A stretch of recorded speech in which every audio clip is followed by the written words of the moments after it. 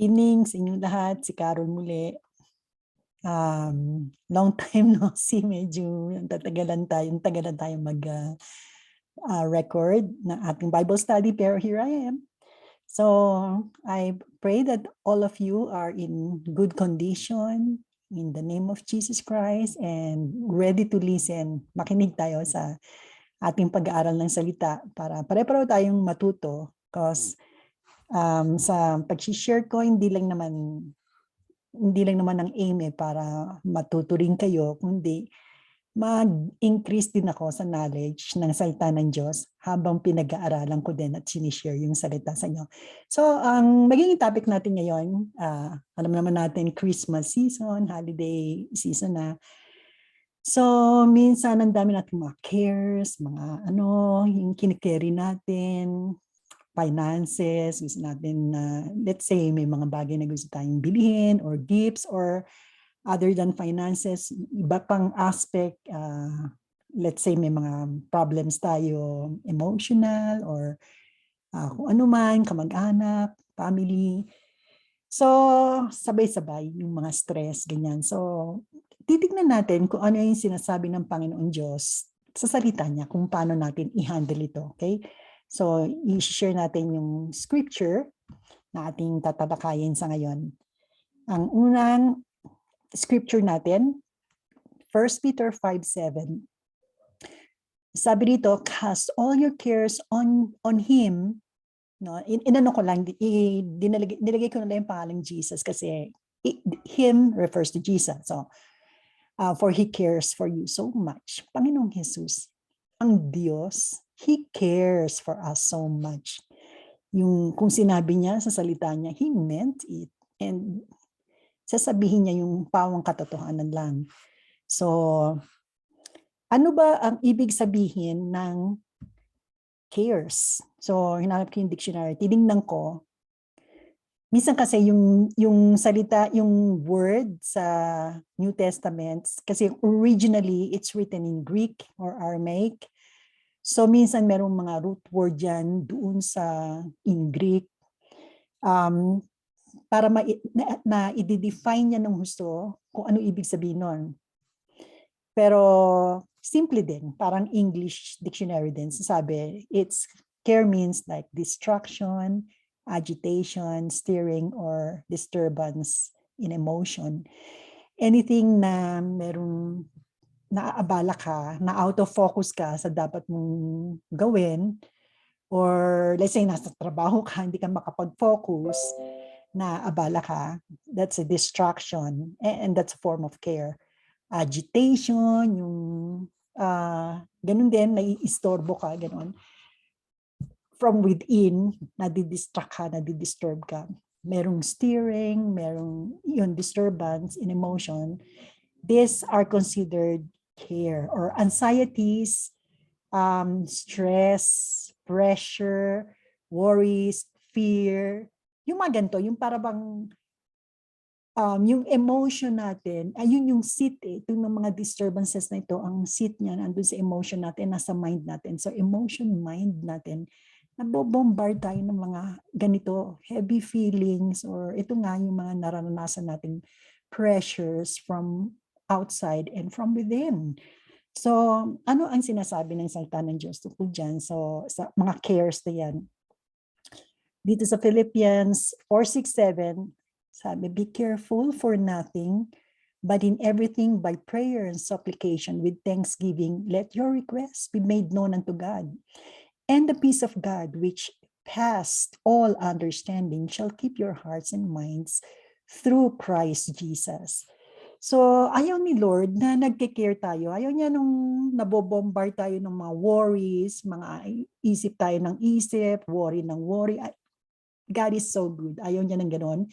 Pero hindi sa sabihin lang niya, oh no, huwag ka na mag-worry. And then wala naman siyang solution kung anong dapat gawin. Pero ito nga, sinasabing, be careful for nothing. Huwag kang mag-alala kahit isa, nada, nothing.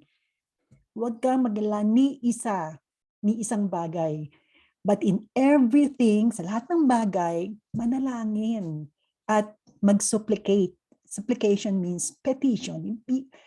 Panalangin, when you pray, you're communing with God. You're talking to God. Simple lang, simpleng hindi mo na kailangan na you use the words na heavy words or thou or, like ibang mga hindi naman sana. So anyway, it's like communication lang yun. As if parang kaibigan mo, parang nandito siya sa harapan mo. Ganun lang, nagko-communicate ka. Plain and ordinary, Ayun ang prayer, communication. Then supplication is, binibigay mo yung petition mo, ano yung request mo sa kanya. With thanksgiving, laging may pasasalamat. Ba't may pasasalamat? Because that's an expression of confidence. Pag may pasasalamat ka sa kanya, meaning you're expecting na yung pinapetition mo is already handled. Merong solution doon. So, yun ang sinasabi dyan. Kaya may pasasalamat lagi pag nananalangin. And let your request be made known unto God. Yung mga request natin, ipaalam natin sa Kanya. We just don't keep it to ourselves. And then, sasabihin natin, alam naman ni Lord kung ano dinananas ko. No, ang ano niya is commune with Him. Kayo, mga believers of Jesus Christ, you are precious children of God. Parang yung ordinary tao dito sa mundo, may mga magulang, may mga anak sila, mahal nila yung anak nila. So, they care so much for them. Lalo na the Father in heaven. So, lumapit tayo sa Kanya. Manalangin tayo na just communing. Just like you are beloved son or daughter na Father or Daddy or Ama.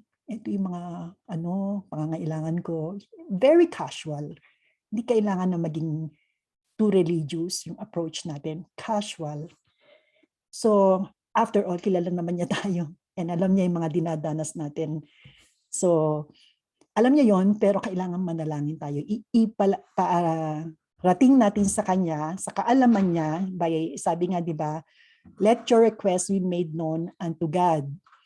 And the peace of God, ang kapayapaan ng Diyos that surpasses all understanding, shall keep your hearts and minds through Christ Jesus. So, ang promise niya na sa daling nanalangin sa Kanya at nag-trust ka sa Kanya and binigay mo lahat sa Kanyang cares mo, magkakaranas ka ng kapayapaan na nanggagaling sa Diyos. Yung perfect peace na hindi maibigay ng mundong to. Because He is the Prince of Peace. Jesus Christ is Prince of Peace. Siya yung expert doon. So, maski anong situation meron ka o problema, pag itinaas mo kay Lord yun na talagang buong puso, ni-release mo sa Kanya, then you're gonna experience yung peace that surpasses all understanding. Na sabi nga, that guards your heart and mind through Christ Jesus. So, ang gusto ko pang i-define dito kasi yung yun sa first scripture natin, cast all your cares upon Him or upon Jesus, on Jesus, for He cares for you. So, He cares for us so much. Ibig sabihin ng word na cast. Cast means itapon mo sa Kanya, ipasa mo. Parang naman may basketball, ganyan. Papasan niya yung player, pasa niya dun sa partner niya o sa teammate niya. Then, yun ang tinatawag na cast. The same thing, cast all your cares. Pag kinas mo yung cares mo sa Panginoon, meaning you don't take it back. Wag mong, pinasa mo na yun sa Kanya eh. So, nasa sa Kanya na yun. Siya na bahala doon. Wag mong, after na nag-pray ka sa Kanya, then, ilang minutes lang, eto na naman, nag-iisip ka na naman, nagwo-worry ka na naman, takot ka na naman. Hindi mo talaga completely na-cast sa Kanya. Hindi ka talaga nag-trust na nakikinig siya sa iyo and He is interested with you. He loves you so much. Na yung sinabi niya, yung sinabi niya dito na cast all your cares on Him for He cares for you. Hindi mo talaga naintindihan mabuti yon. So, well, you can approach Him again and this time, talagang mag-trust ka sa kanya and then just cast your cares on him. Then doon mo ma-realize yung peace niya. Yun yung ibig sabihin ng cast importante. So, sa susunod na scripture, sa Mark 4:35-37, isang story, of course, true story na Panginoong Jesus nandito pa siya with his disciples. Sinabihan niya, let's read para makuha natin. On the same day, when evening had come, Jesus, said to them, to his disciples, let us cross over to the other side.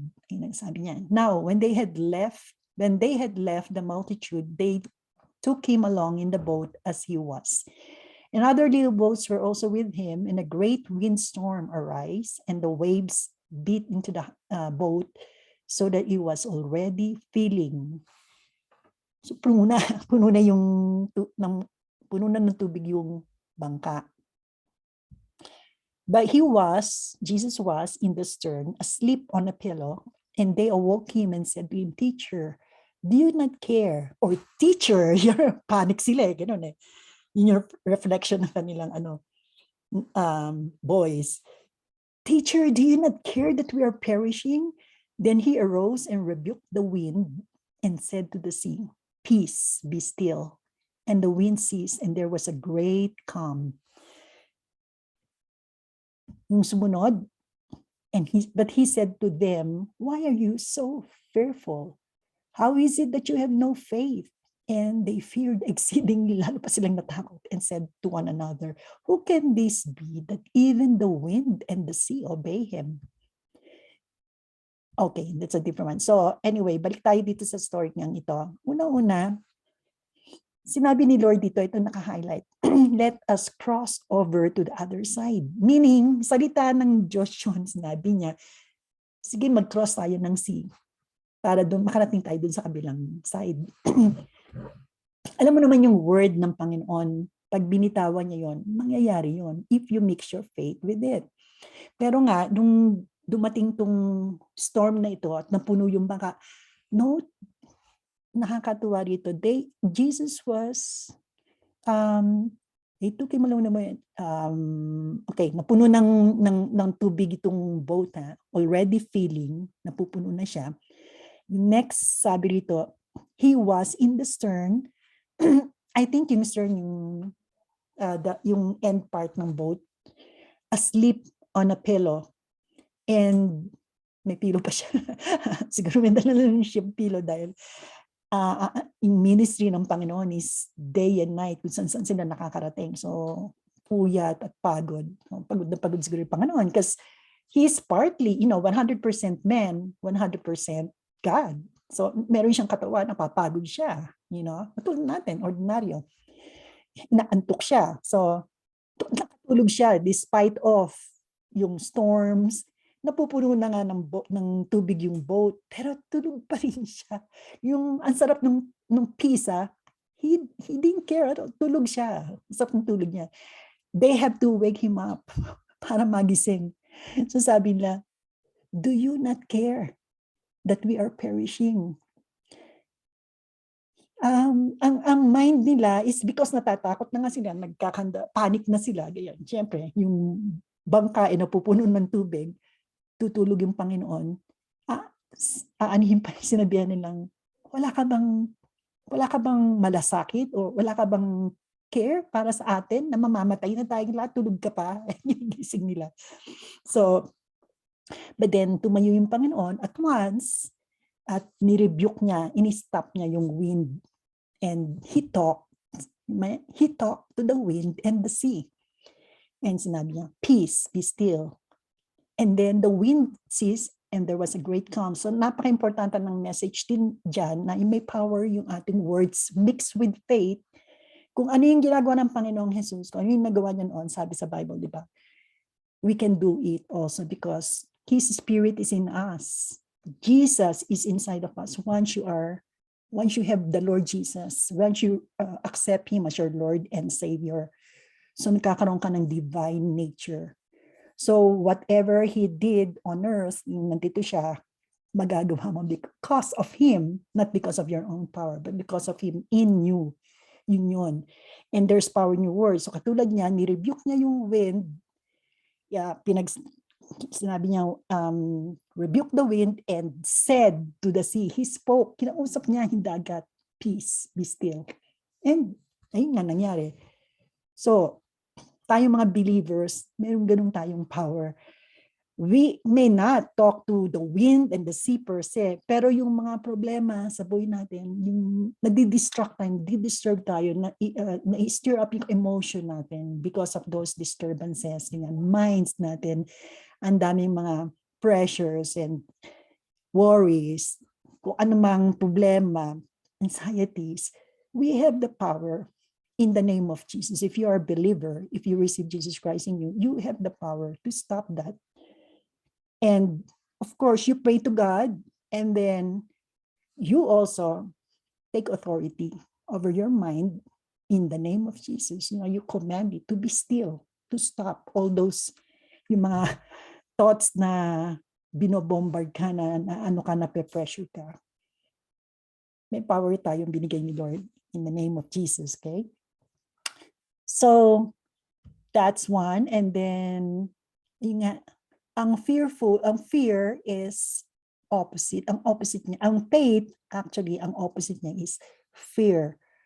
Kung may fear, merong maybe weak faith or less faith or maybe no faith at all. Ganun yun. So, kaya nga sinabi niya, why are you so fearful? Bakit wala kayong faith? Sa sinabi niya na, let's cross on the other side. Hindi nila pinanghawakan yon. Nakita nila yung circumstances, yung mga problema, yung waves, yung wind. Ayun ang na-focus sila doon, na-distract sila doon. So, yun, kaya nag-create ng fear na wala yung focus na doon sa salita ng Diyos, na wala yung faith nila doon, na switch doon sa nakikita nila, nasa-sense nila. Yung carnality ng tao, what you see, what you hear, what you feel. Ito, mga anything na nag-relate sa iyong carnality or yung soulish part ng iyong pagkatao, yun ang tawag na carnal. Yun yung opposite. Pag may naramdaman tayo o sometime na sense natin through those senses na pick up natin and nawawala yung focus natin sa faith, sa mga promises sa salita ng Diyos, then nagdidwindle yung faith, ang nananaig, lumalaki yung fear. Kaya naging matatakutin, worryful, ganito. So, anytime na fearful ka, go back to the Word of God to strengthen your faith, because faith comes by hearing and hearing the Word of God. Hearing and hearing means continuous, hindi lang one time, hearing and hearing the Word of God builds up your faith. Okay, so ito namang scripture dito, minsan kasi nag-worry tayo, let's read first. Sabi, therefore do not worry saying, what shall we eat, what shall we drink, or what shall we wear? For after all these things the Gentiles seek, for your heavenly Father knows that you need all these things. Take note, if you are born again or di-receive yung Panginoong Jesus in your heart as your Lord and Savior, siya lang Lord and Savior, then you become a child of God. And Father God becomes your Father. So, He's your heavenly Father. So, anak ka niya, mahal na mahal ka niya. He cares for you. He will provide for you. You just have to know His Word. Pero ito nga, sabi, therefore, do not worry. Sabi ni Lord Jesus, do not worry. Kung merong let's say, kakulangan sa pagkain, minsan hindi mo alam kung saan ka kukuha ng pambili ng pagkain, let's say sa pamilya mo, mga anak mo, or pantuition, or something ganon. Finances, ganyan. Mga bagay na alam naman ng Diyos, kailangan natin yun. Pero hindi automatic minsan na dumarating. Pero sabi niya, don't worry. Do not worry. And utas ng Panginoon. Dahil after all these things, yung Gentiles seek. Ano ba yung Gentiles? Gentiles are those that people who do not have any covenant with God. Wala silang covenant, wala silang relationship. Okay? So, Gentiles are those who don't have Jesus in them. Kasi si Jesus na ang conduit, ang channel ng ating relationship with the Father. He's the way to the Father. So kung wala ang Panginoong Jesus, we're Gentiles. Wala tayong relationship sa Kanya, and we don't have covenant with God. So covenant takes effect through Jesus Christ, and through the blood of Jesus Christ. So yung sabi dito, for after all these things, the Gentiles seek.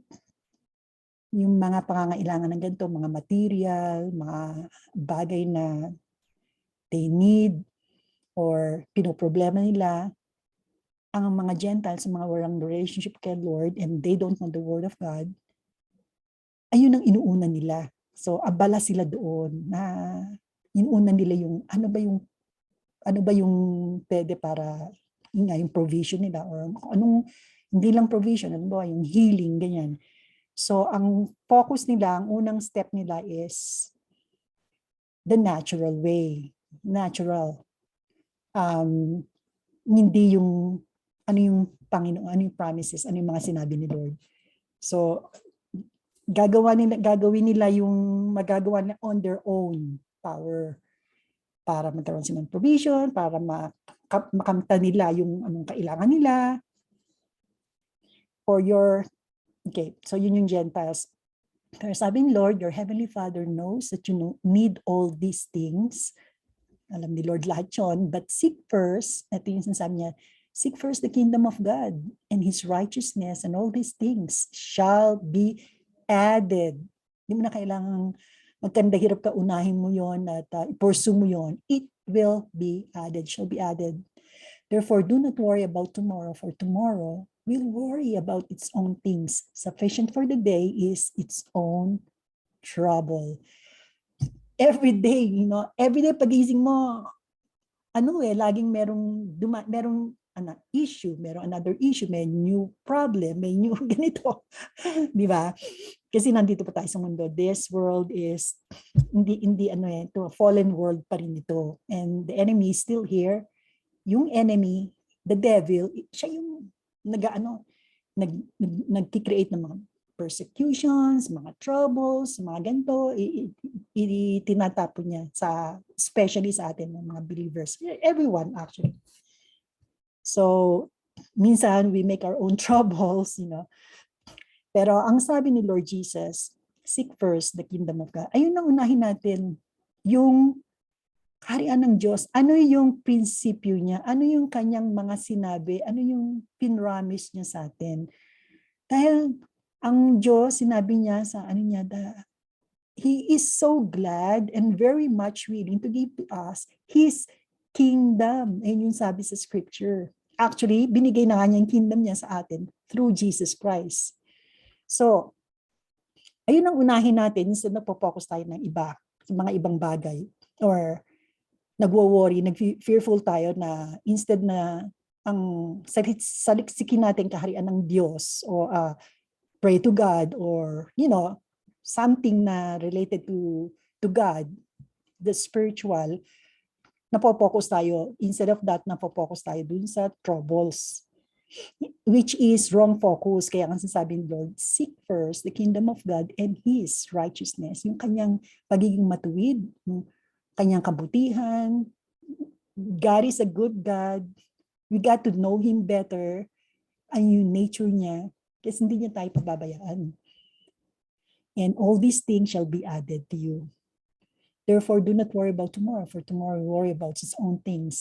Sufficient for the day is its own trouble. So, ang ayaw ni Lord nga na worry tayo ng worry. Kasi mahal niya tayo. Ayaw niya tayong mag-perish worrying. Kasi worry ka, create ng yan, di ba? Sickness, diseases. Yun ang number one na cause. Mga anxieties, mga kung ano-ano.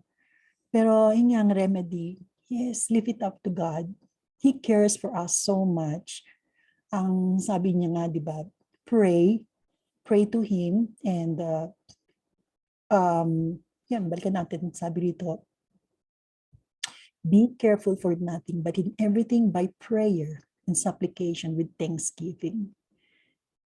Paalam lang natin sa Kanya ano yung mga pangangailangan natin. I-cast natin yung cares natin sa Kanya. Parang nga yung basketball, i-throw na natin, ipasa natin sa Kanya yung mga mabibigat na dinadala natin, and trust Him. Just trust Him na yung sinabi niya ay totoo. Karoon tayo ng kapayapaan, at di ng kapayapaan, alam nating merong kasagutan. Okay? So, yun lang ang ating i-share sa inyo sa ngayon. At next time uli. So, we'll see kung anong maging, kung meron kayong topic na gusto nating i-take up, you can just comment. And kung ano man yung comment nyo, you want to put it on dun sa comment section nito ng video natin, you can freely do that. So, I hope na nakatulong sa inyo, na benefit kayo dito. But let me pray for you. Father in heaven, Lord, I just thank you, Lord, for your word. You are a good God. You love us so much. You've given your word for us to be our source, our guide, to depend upon the Lord, to stand on. Kasi napakamahal niyo kami, Lord. Tinuro niyo sa amin ang ways of life, how to overcome and how to be successful, excuse me, in Christ Jesus. So I just lift up everyone viewing, oh Lord, you just minister to them, ano man ang pangangailangan nila. I pray, oh Lord, every anxiety, stress, pressures, problems, kung ano man yun, Lord, pray that you touch them right now, oh Lord God, with a tangible touch, that they may sense your presence, and they will realize, oh Lord, that you love them so much. You care for them. You don't want them to be worryful. There is an answer, Lord God, through your word, through your presence, oh Lord God, through the anointing of your Holy Spirit. You have provided everything already that we need, oh Lord God, na hindi kami nagkukulang, Panginoon. Ano man yun, healing, peace, wisdom, lahat, Panginoon, ng pangangailangan namin, merong katugunan in your hands through Jesus Christ. And just praise you for it. I speak blessing and healing, prosperity, provision, protection, deliverance. In Jesus' name, O Lord, thank you, God, for your love for all of us. You gave your Son, Jesus. And we have hope in Him, O Lord God. In Jesus' name, amen. Praise God. God bless everyone. Have a good night. Have a good day. Bye.